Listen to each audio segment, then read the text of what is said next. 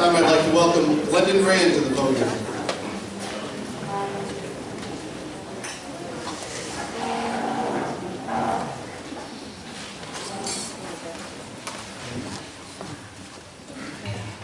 It is my honor to introduce our next inductee to the Brewer High School Athletic Hall of Fame. David Jeffrey had an illustrious career as head coach in both boys and girls indoor and outdoor track and field from 1979 to 2003. His teams won a total of 8 state championships and numerous conference and Eastern Maine championships. In indoor track alone, Dave coached 35 individual state champions and compiled an overall boys record of 468 wins and 32 losses, and a girls record of 470 wins and 30 losses. Dozens of his former athletes went on to compete in track and field at the collegiate level, with many earning scholarships at NCAA Division I schools.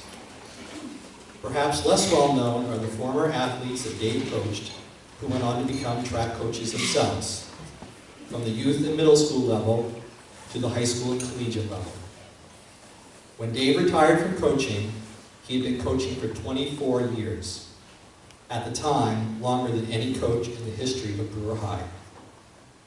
While many coaches come in, develop a successful program, and then leave after 5 or 6 years, the fact that Dave was able to sustain a successful program over his lengthy coaching tenure will certainly be a part of his legacy. Ask any close watcher of Maine high school athletics to name the sports that Brewer High is known for, and they are likely to say, Brewer is a track school. While this can be traced to the past exploits of athletes like Barry Ivers, Dave Farley, and Bob Van Persum, and the more recent success of Teal Jackson and Sinclair Tasker, the numerous titles won by Dave's teams and athletes such as Paul Elkin, Amy Winchester, Jen Puya, and Peter Fallon are certainly the linchpin that holds our program in such high esteem. Without his involvement, the displays holding the state championship trophies in our front lobby would seem quite bare. In 2003, Dave retired from coaching to spend more time with his family. But it was not the end of his involvement in the sport. Track runs too deep in his soul.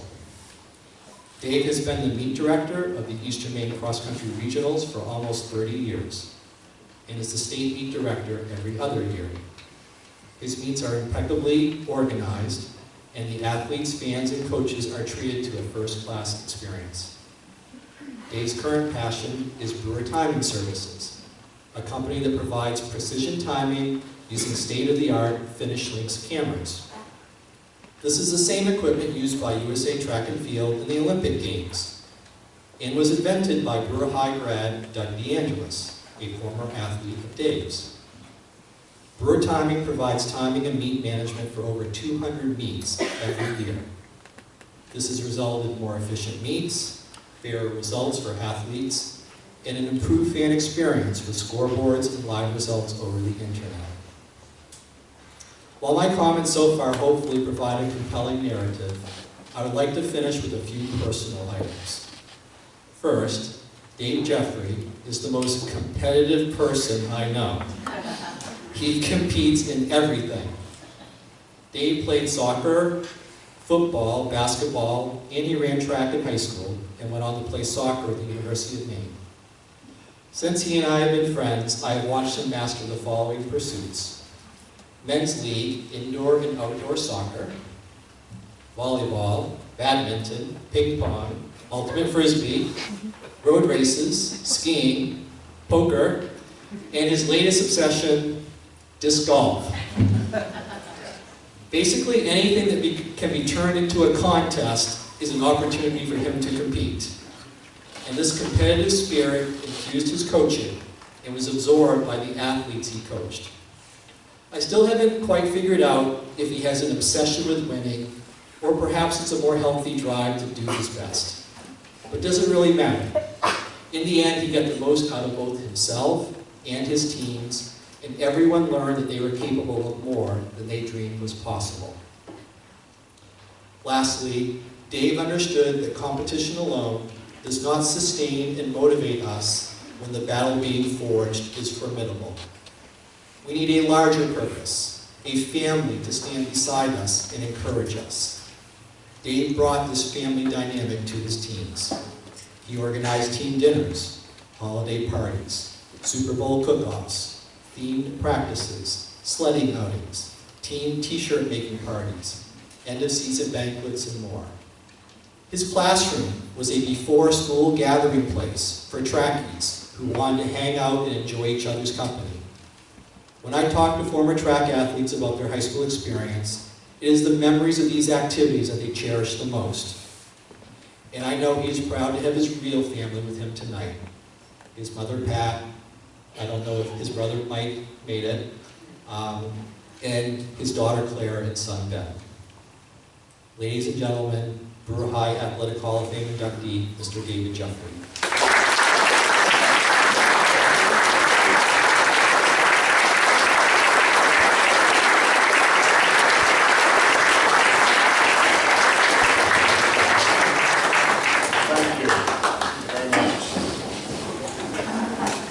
Well, you guys in 1960 had a lot to talk about, I'll tell you.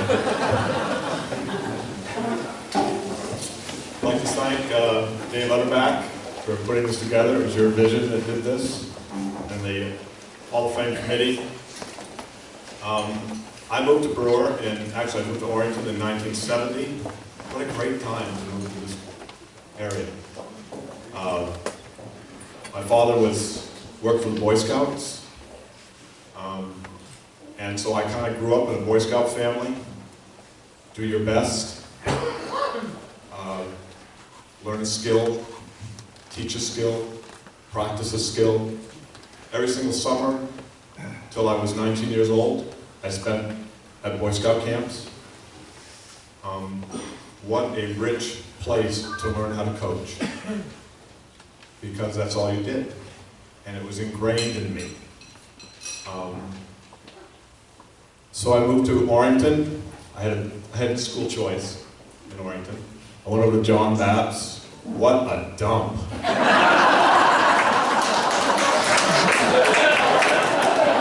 I came to Brewer, and Dave Peirce met me in the hallway, and he was giving me a tour, and this is 1970. And he said, "Do you know what black power is?" I said, yeah, I watched the Olympics. John Carlos, Lee Evans, Black Power. He said, "Oh, Brewer, we have purse power." And I went, oh, okay.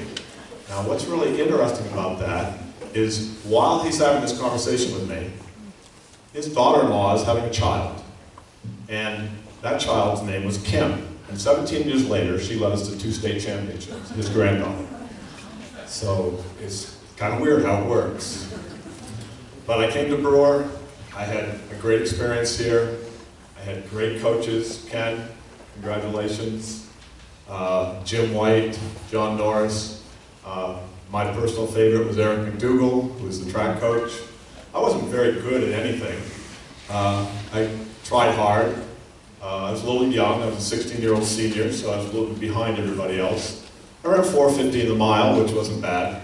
But I really wasn't a great athlete. But all those coaches, I just soaked that into me. And I thank you all for that. As I got hired here, Ann Liebman hired me in 1979 as a special ed director.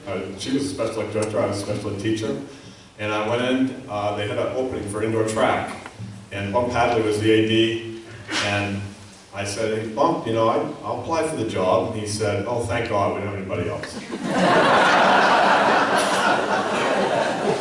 So we talked about it, and the word babysit kept coming up. All you have to do is babysit them.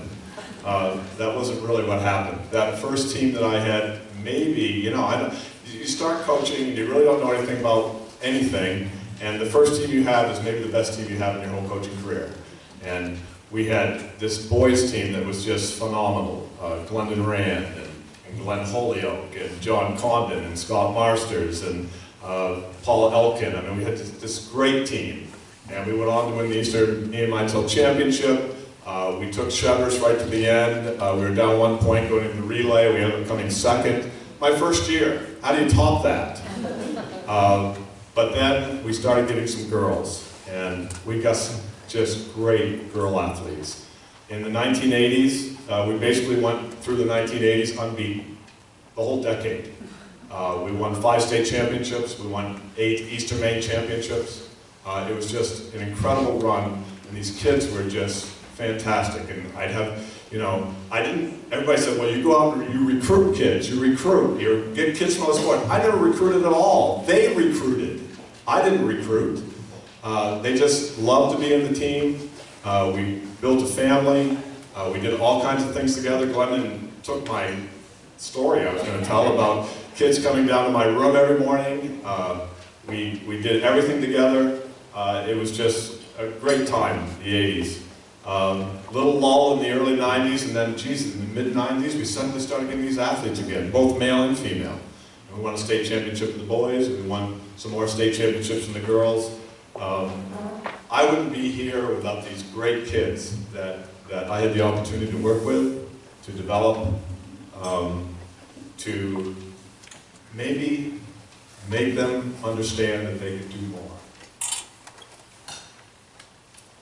You know, it's funny, I have written here, but honestly, this is what I wrote, but honestly, although I am somewhat competitive, at least that's what people tell me, the best part of coaching was to be around the kids. And my homeroom was full every morning.